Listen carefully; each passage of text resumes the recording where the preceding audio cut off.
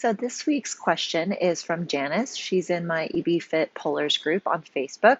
Her question was about how much time, how often to allocate to specific time for just flexibility training to maintain and or increase in a week.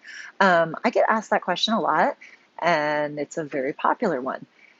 For me, currently, I don't train flexibility as much as I would like to, but I think most of us don't. But at the same time, for me currently, my goal is just to maintain. I have a lot of other focuses, but my recommendation is flexibility, just like anything else, whether it's increasing strength, whether it's learning a new skill, playing the piano, learning a new language, you need that repetition. So flexibility training is all about teaching your body new ranges of motion, teaching your nervous system new ways to respond.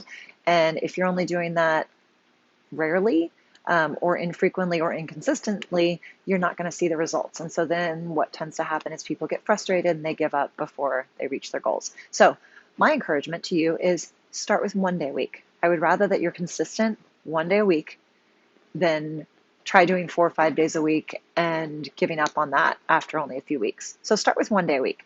That might be 30 minutes, that might be an hour, that might be 2 hours, but start with 1 day a week. Set that as your goal.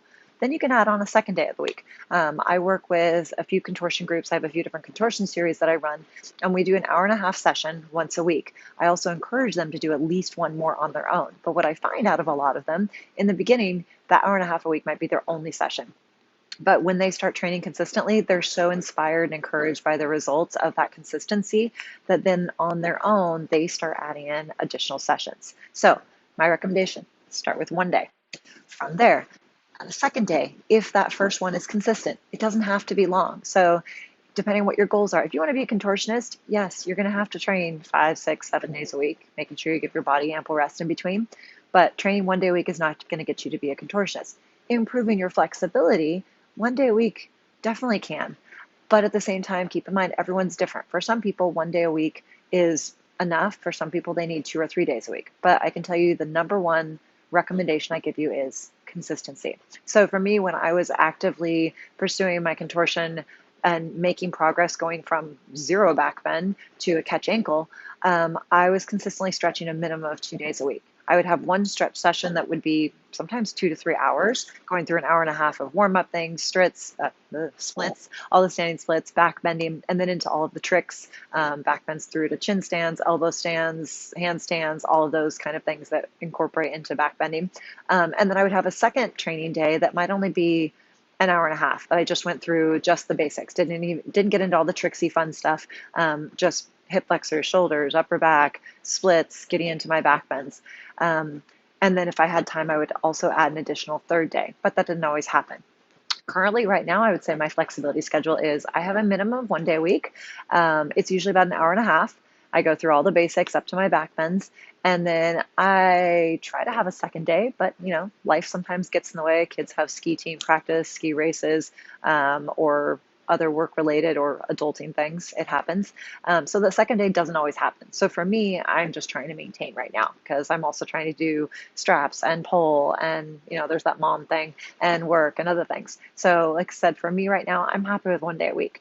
When I was actively increasing my flexibility, 1 day a week, it may or may not have given me the flexibility results that I was looking for and that I was able to produce with that 2 or 3 days a week. Okay. So there isn't a cookie cutter, one size fits all, but my encouragement to you, start with 1 day a week, build from there. If 1 day a week works well for you, because keep in mind, your body is going to need time to rest and restore and recover from flexibility the same way as it does from any other kind of training, okay? Because flexibility is using your muscles, and muscles need rest to grow. Muscles need rest to learn. Your brain needs rest to learn.